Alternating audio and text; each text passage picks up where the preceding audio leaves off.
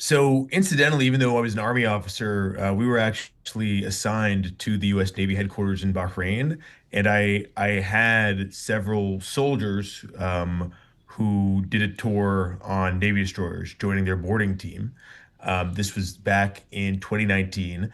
There was a some kind of illness that forced the ship to be quarantined, and so my soldiers were on that ship much longer than intended. These are people who were not sailors and had never spent an extended amount of time at sea before, and it took quite a clear psychological toll on them.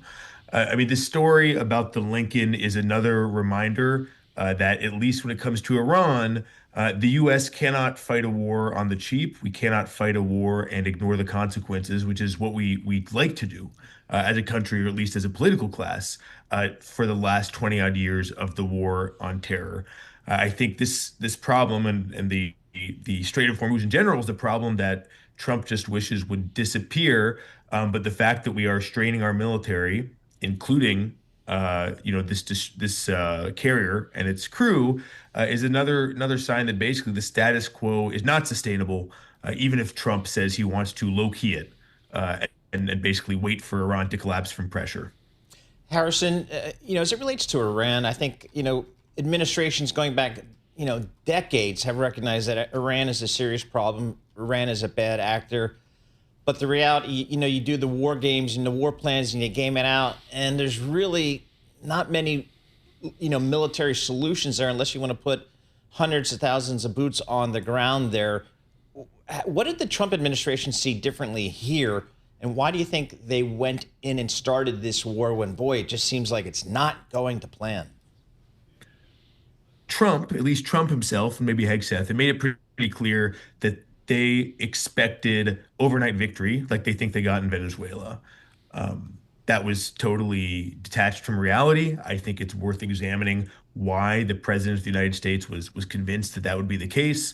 Um, you know, why very hawkish DC think tanks and officials, and why the Israeli prime minister had enough access to him to convince him of that. But that's clearly what Trump had in mind going in.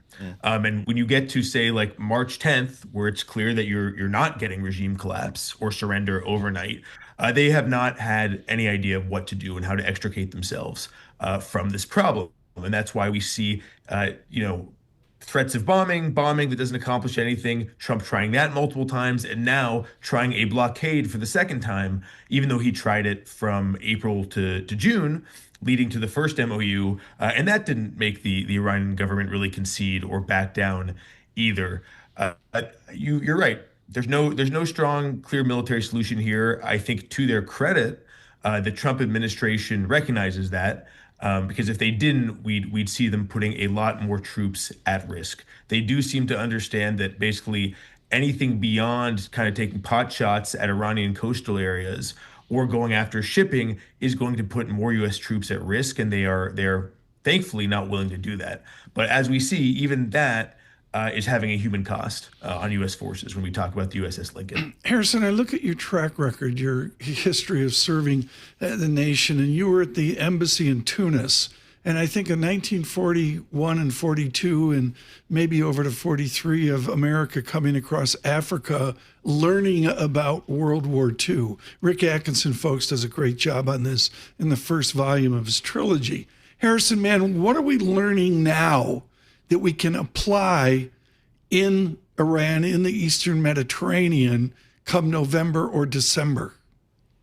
Yeah, an Army at Dawn was required reading for all of us who worked in the military office at that embassy, because it's about the U.S. going to war Yeah. basically totally unprepared and learning a lot of lessons at the cost of tons of U.S. troops getting killed when we figured out how to fight properly. Unfortunately, I think the most important lesson is not something that's going to take months to rectify. Right? It's really don't get into this war in the first place unless you Yeah, either I know have. that. I agree with that, but I don't mean to interrupt, sir. But Major, my man, what I would say is we're in the war now. So then what do we do?